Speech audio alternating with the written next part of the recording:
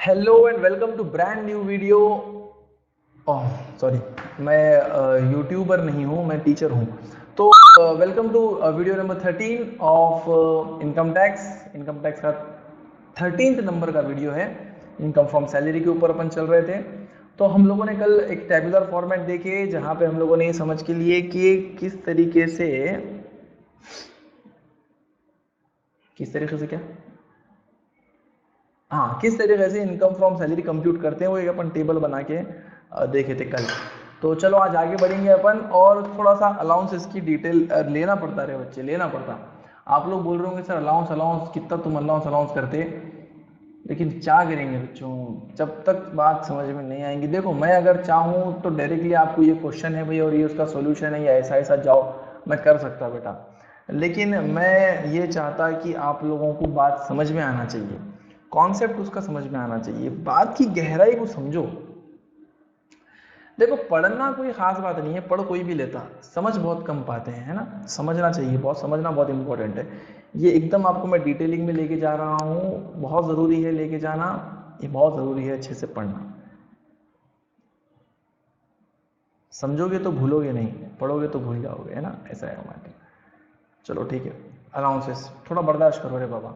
Allowances मालूम है मेरे को कि मेरे वीडियोस आपको पसंद नहीं आते और बहुत बोर होते होंगे आप लोग देखते समय वीडियोस मेरे, लेकिन चारा नहीं है तो तुम लोगों के पास। शुक्र मनाओ तुम लोग मेरे को हॉल में 50 मिनट बर्दाश्त नहीं कर रहे, यहाँ 10-12 मिनट में तुम्हारे को निपट दे रहा हूँ मैं, है ना। ये तो अच्छी बात है, उल्टा अच्छा समझो इसको तुम लोग। नहीं तो 50 मिनट कैसा बर्दाश्त करते थे तुम लोग आमिर सर को, फिर क्या। चलो अलाउंसेस किसको बोलना चाहिए, तो ये अपनी बात हुई थी इससे पहले। Payment made by the employer to his employee to meet the regular और ओकेजनल नीड्स और expenses.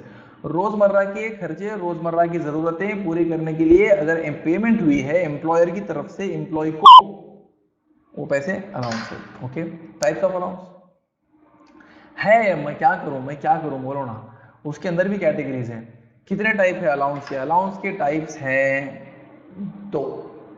Allowances can be classified into two main types, ये मेन टाइप्स है, और भी निकल जाते, तीसरा भी निकलता, लेकिन वो तीसरा को थोड़ा तो ऐसे साइड में करो, उसको दो पढ़ेंगे अपन।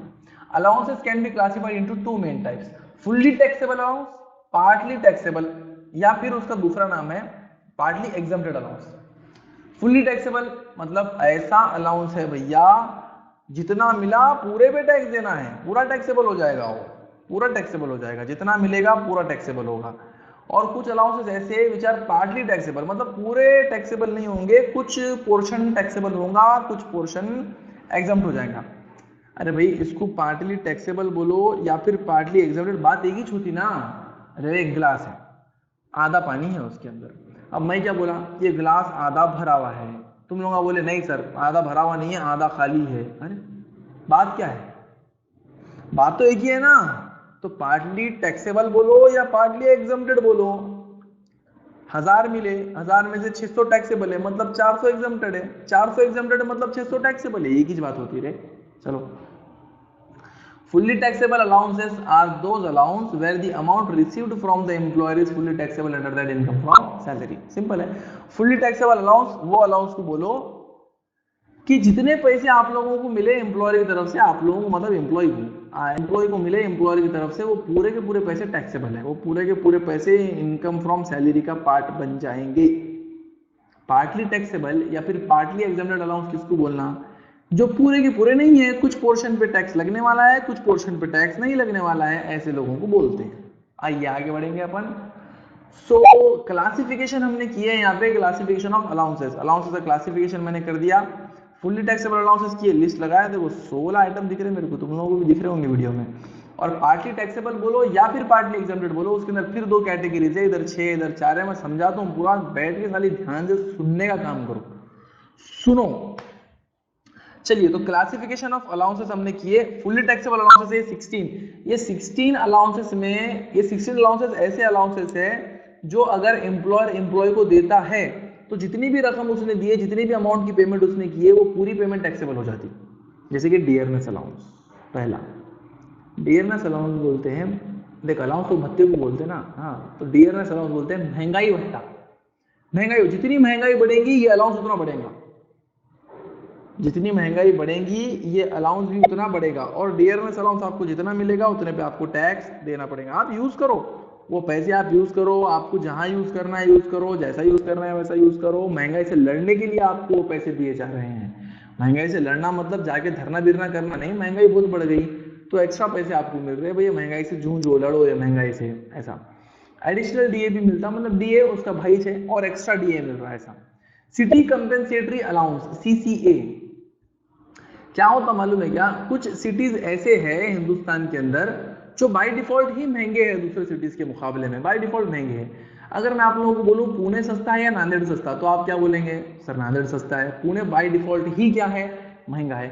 फिर मैं तुम लोगों से पूछूं भाई पुणे सस्ता है या दिल्ली सस्ता, तो आप बोलेंगे नहीं सर पुणे सस्ता है, दिल्ली महंगा है। तो मालूम ये हो रहा है कि हर सिटी दूसरे सिटी के मुकाबले में बाय डिफॉल्ट ही थोड़ी सी महंगी रहती। तो क्या होता है, अगर आप लोगों को कुछ ऐसी जगह पर जॉब दी जा रही है, ऐसी जगह पर ऐसी कोई कंपनी में आप काम कर रहे हैं, मतलब सिटी आपको दूसरी जगह पे जाके काम करना पड़ता ना, शहर चेंज करके।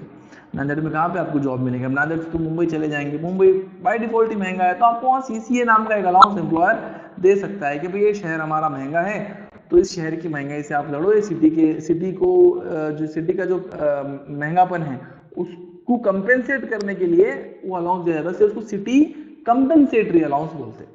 मैरिज अलाउंस, शादी है आपकी, अब ये ओकेजनल है, ये पेमेंट ओकेजनल है, अब शादी है तुम्हारी, मुस्कुराओ ना, कोई इतना होंगे ना कभी, इतना टेंशन नहीं लेने का। शादी है तो शादी के लिए आपने को पैसे मिले, लो कोई पैसे, शादी कर लो जाके अच्छे से, ऐसा।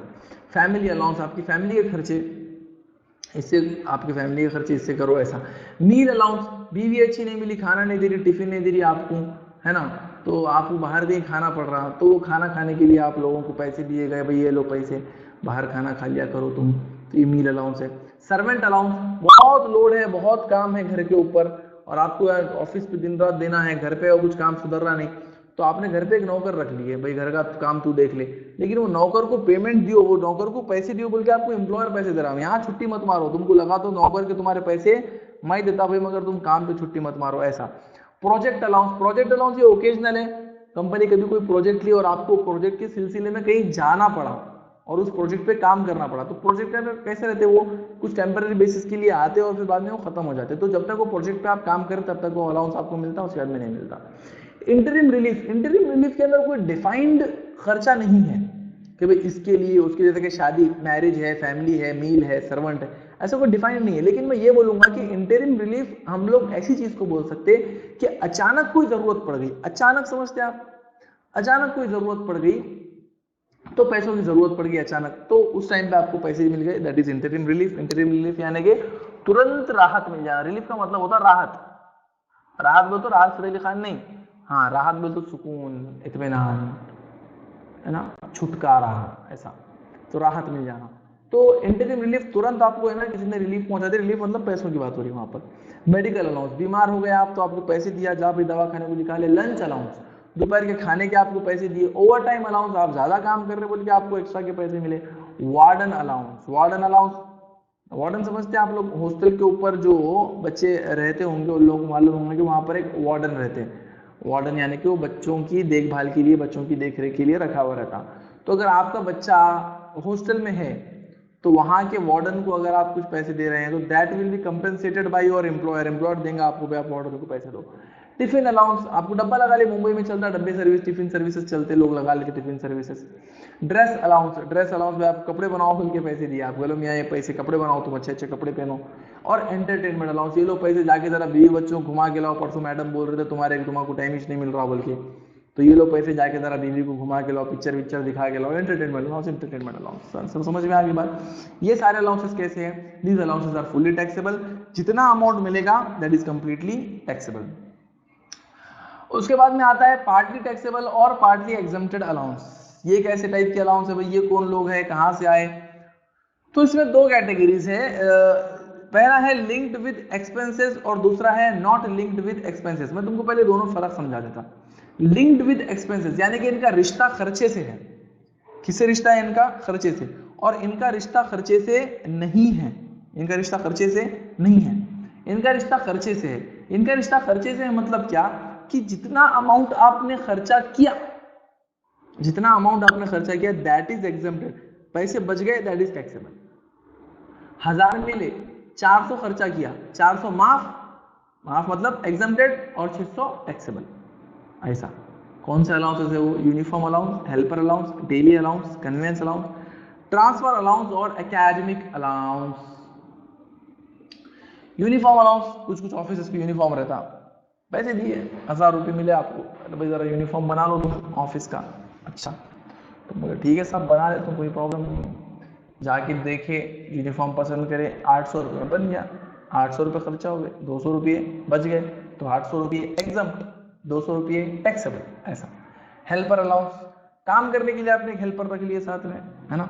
डेली अलाउंस, तो ये मैं कैसे अलाउंस बता रहा हूँ, आपको मिले पैसे, आपको पैसे मिले, आपने वो पैसे खर्च किए, मगर जितना अमाउंट आपने खर्च किए उतना ही एग्जम्प्ट हो रहा, बाकी जो अमाउंट आपने खर्च नहीं किए वो अमाउंट टैक्सेबल हो जाता।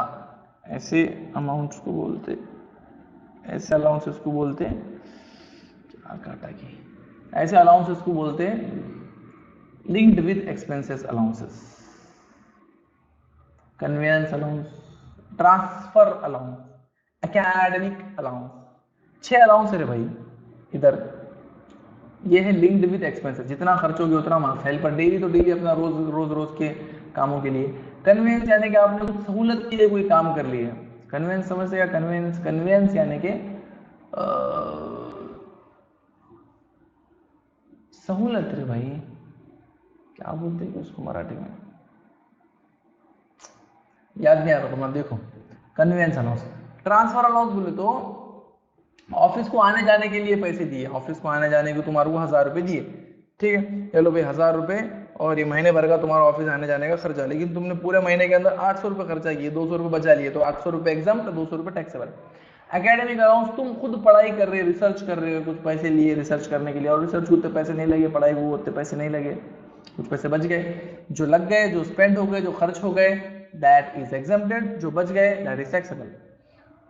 नॉट लिंक्ड विद एक्सपेंसेस, ये वो अलाउंस है जिनका खर्चे से लेना देना नहीं है, खर्चे से लेना देना नहीं है, वो है एचआरए, एजुकेशन अलाउंस, और हॉस्टल अलाउंस और ट्रांसपोर्ट अलाउंस, ये 4 अलाउंसेस है। these allowances are not linked with expenditure, इनका खर्चों से कोई लेना देना नहीं है। इन सब के लिए स्पेशल रूल है कि कितना माफ करना है और कितना टैक्सेबल करना है, वो रूल आप लोगों को रास्ते में मिलेंगे, ठीक है। अभी फिलहाल के लिए ये हमारे अलाउंसेस है।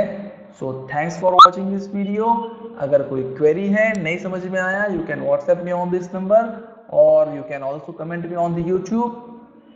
सो टेक केयर, बाय बाय।